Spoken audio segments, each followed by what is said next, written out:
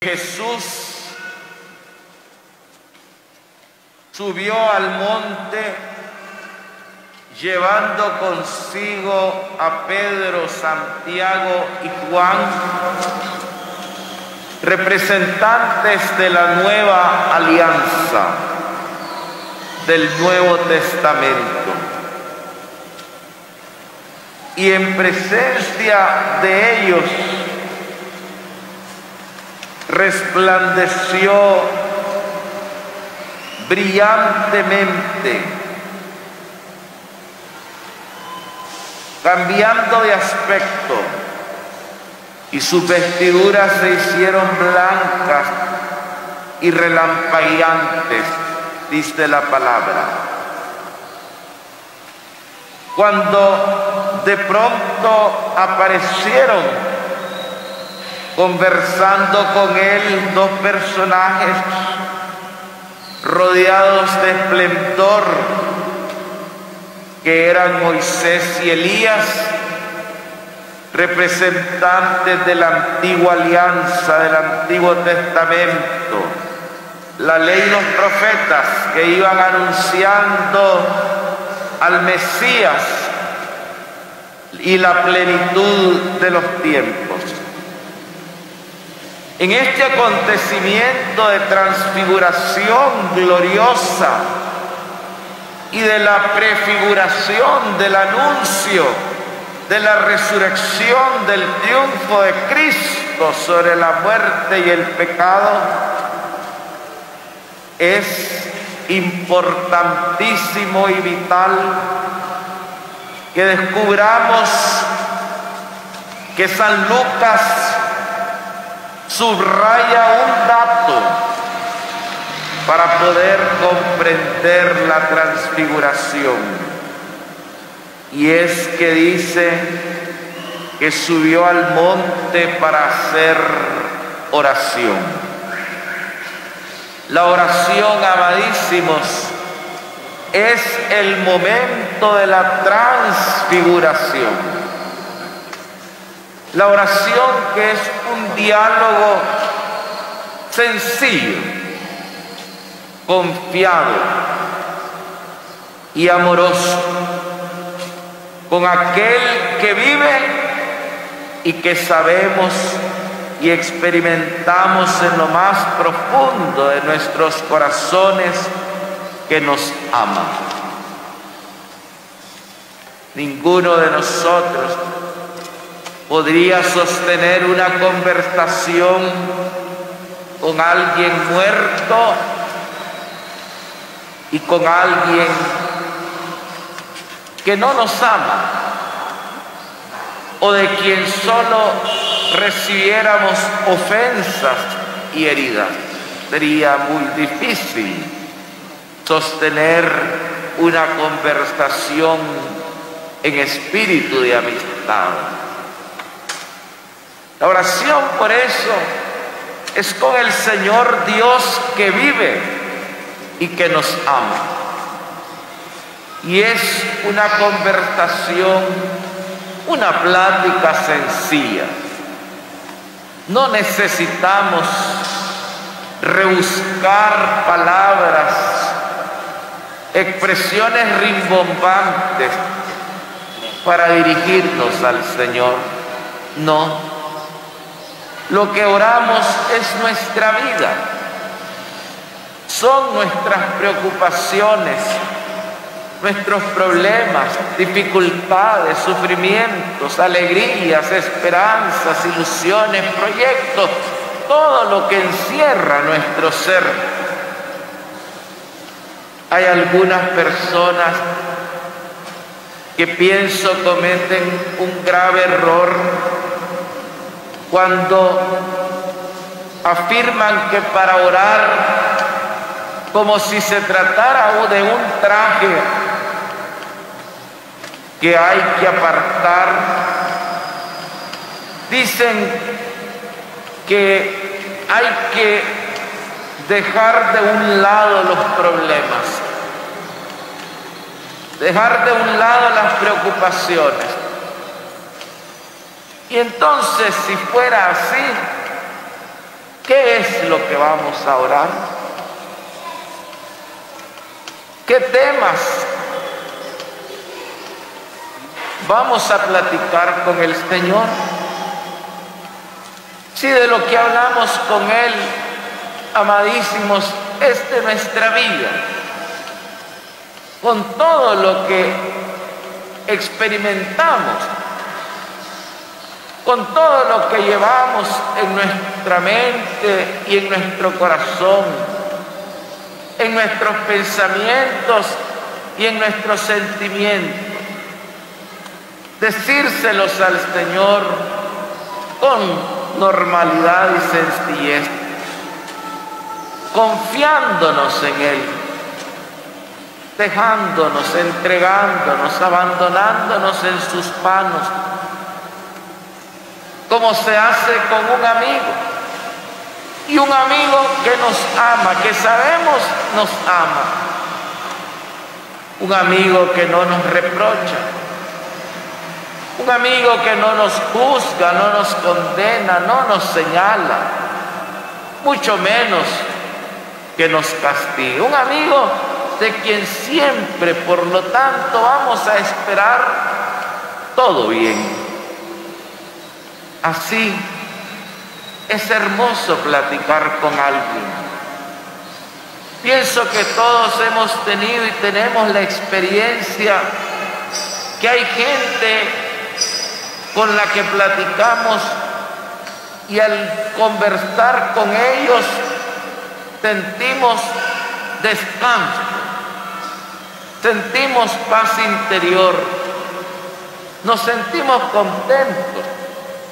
Pudiéramos pasar mucho tiempo, probablemente horas, platicando con ellos. Así es nuestra plática con el Señor. Así debe ser nuestra conversación con el Señor. A veces en la oración hay dispersión, distracción, ¿verdad? Como decía Santa Teresa, la loca de la casa, la mente se nos dispara y comenzamos a pensar en nuestra propia vida, en nuestros problemas, en dificultades. Y siempre he pensado en este caminar de la oración, que esas dispersiones y distracciones hay que volverlas oración, hay que volverlas oración. Sí, porque al final de cuentas y en definitiva es nuestra vida, es nuestra vida. Entonces, si me permiten la expresión, no nos distraigamos ni nos dispersemos en la ya dispersión y distracción que tengamos. Tomémosla, esa distracción, esa dispersión, y orémosla. Y hagamos de ello oración. Incluso en la oración también vienen perturbaciones. Estando en la oración, de pronto puede venir un mal pensamiento. Y me atrevo a decir, también esa perturbación, orémosla. Pongámosela, depositémosela al Señor. Porque Él nos conoce, Él sabe quiénes somos, cómo somos. Y no permitamos que el demonio nos aleje de ese momento de encuentro y de confianza con el Señor. Es más, si descubrimos que es perturbación, depositándosela al Señor, continuemos nosotros platicando con Él. No nos entretengamos en eso, que es lo que el maligno quisiera. Y voy a decir todavía más. En la oración podría venir también una tentación, claro que sí. Si el mismo Señor fue tentado en el desierto, estando en oración. Si el mismo Señor fue tentado en la cruz, estando en oración. En la oración también podemos ser tentados con cualquier tipo de seducciones del mal, pues nosotros con la gracia del Espíritu Santo, por decirlo de esa manera, adelantémonos y esa tentación también convirtámosla en oración y pidámosle al Señor que nos ayude a superar nuestras fragilidades, nuestras debilidades. Él sabe que somos pecadores.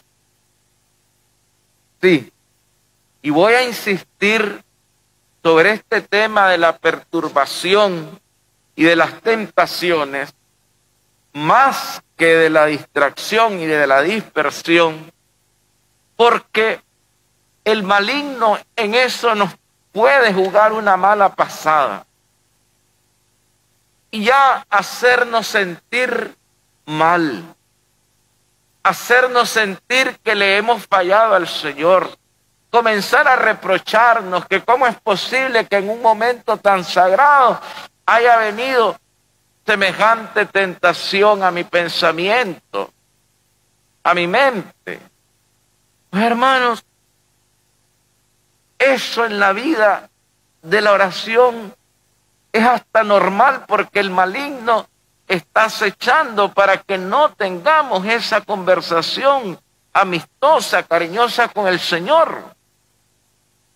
Y entonces, insisto, volvamos a oración también eso. Y sigamos adelante, no nos entretengamos en eso. Porque son trampas del demonio. ¿Sí? Y vuelvo a insistir, incluso si se descubren, cuando se descubran, todavía con mayor razón, porque ya el Espíritu Santo, que es, atentos, quien ora en nosotros, es el Espíritu Santo quien está orando, no somos nosotros sola y únicamente, es el Espíritu el que está haciendo y llevando ese diálogo. Nos habrá hecho descubrir la perturbación o la tentación precisamente para que no nos dejemos perturbar y para vencer la tentación. Esta oración nos da paz interior.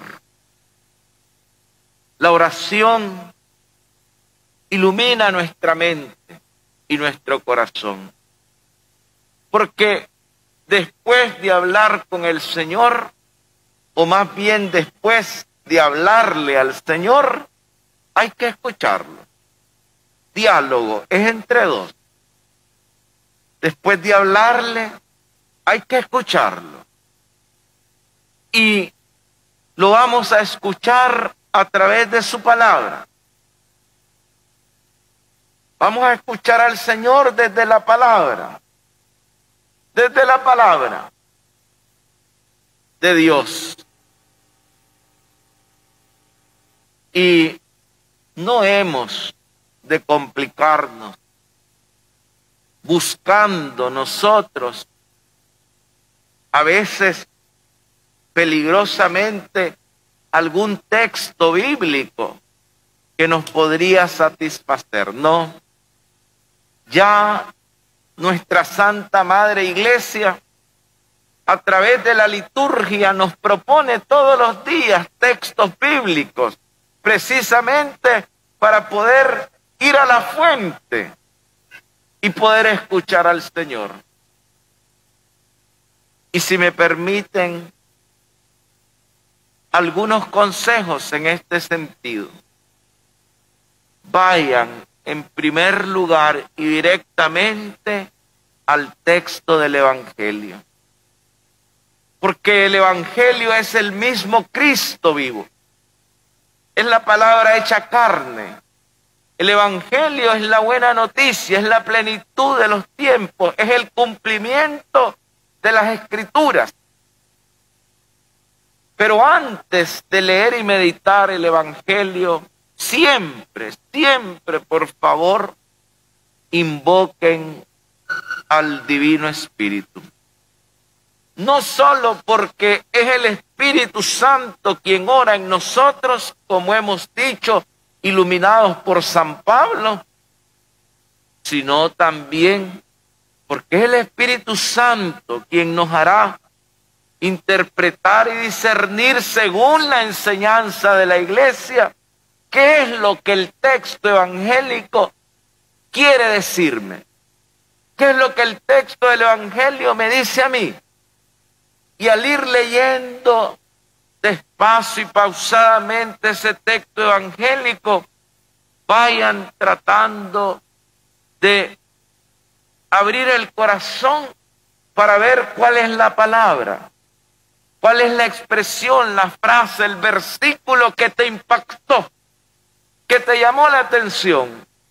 Ahí está el Señor hablándote. Eso quiere el Señor que medites, a eso quiere el Señor que le pongas atención y que desde ahí revises tu vida. Por eso les decía, en este diálogo sencillo, confiado, amistoso y amoroso con el Dios que vive y nos ama, nosotros encontramos luces en nuestros pensamientos. Encontramos luces en nuestros sentimientos. Podemos ir descubriendo la voluntad de Dios en nuestra vida e irla cumpliendo. En esta oración, en este diálogo con el Señor, vamos también tomando nuestras decisiones. Nunca tomen decisiones, hermanos y hermanas, sin antes habérselas consultado al Señor. Siempre cuando viene un seminarista a decirme, Monseñor, voy a salirme del seminario, hay dos cosas inmediatas que les pregunto. ¿Ya lo consultaste con tu director espiritual? Y la segunda, ¿ya fuiste a orar? Me recuerdo en una ocasión un muchacho que nosotros mirábamos y discerníamos que tenía vocación sacerdotal. Y aquel joven, queriendo salirse del seminario, pasó platicando horas conmigo. Y cuando vi y descubrí que cualquier tipo de argumento que le pusiera no era aceptado por él, le dije, una sola cosa te hace falta y es lo más importante. Anda, postrate en la presencia de Jesús sacramentado. Las grandes decisiones de la vida, hermanos amadísimos, y aún las pequeñas, no se toman sentados en un escritorio. No se toman sentados en una banca cualquiera, no. Se toman en la presencia del Señor. Se toman en oración. Y dichosos, fíjense bien, aquellos que puedan tener, como dice el Papa Francisco, aunque sea un momentito todos los días de oración, dichosos son si lo hacen en la presencia de Jesús sacramentado. Bienaventurados son los que lo puedan hacer en la presencia del Señor Eucaristía, donde está Él en cuerpo, alma, sangre y divinidad. Siguiendo adelante con el texto, es importante señalar que la transfiguración narrada por San Lucas sucede después, inmediatamente después que el Señor le ha anunciado a sus apóstoles que será entregado por los escribas y fariseos y será crucificado, muerto y resucitar al tercer día. ¿Por qué?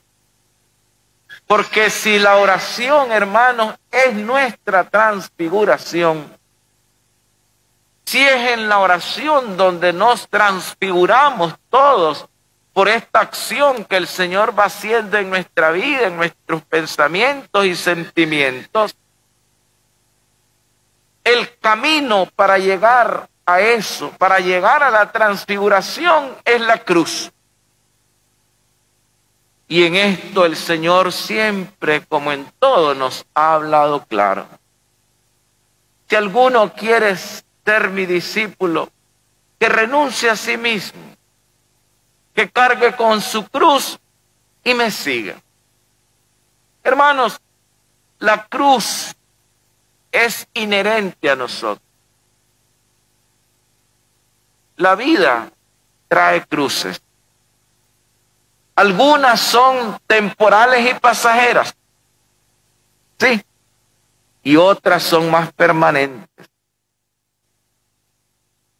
Hay cruces temporales y pasajeras, momentos difíciles en la vida, pero que pasan, que terminan pasando, que van a pasar.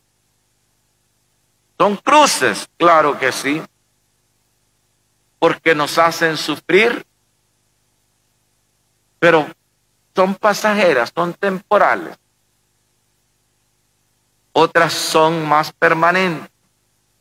Pienso en las enfermedades crónicas.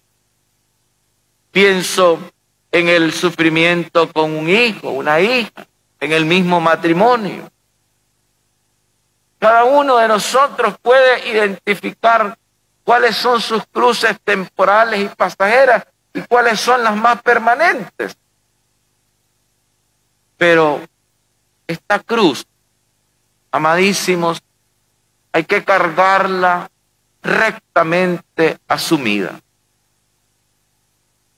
Y mi experiencia personal, si me lo permiten, es que para cargar la cruz rectamente asumida, lo primero es hacerlo en silencio. No, la cruz no se puede cargar alardeando. No se puede cargar la cruz protagonizando, haciendo alardes del sufrimiento, de la dificultad por la que estás pasando. La espiritualidad de la cruz, en primer lugar, es el silencio interior y por lo tanto el silencio exterior. Cristo en el camino a la cruz y en la cruz, ven, no blasfemó, no alardeó, no protagonizó. Fueron apenas 7 palabras las que dijo en la cruz. Por eso, junto al silencio, en la espiritualidad de la cruz, tiene que haber humillación. Toda cruz, hermanos, pasajera, temporal o permanente, o más permanente, nos humilla. Claro que sí. Nos humilla porque es pesada. Y entonces muchas veces, como a Cristo, nos tira al suelo. Pero es parte de vivir rectamente la cruz, la humillación, el abajamiento, el rebajarse, el callarse, el hacer silencio. Y todo esto, hermanos amadísimos, nos va purificando. Estos son misterios divinos en los que el Señor nos va educando y nos va poco a poco inspirando y nos va enseñando.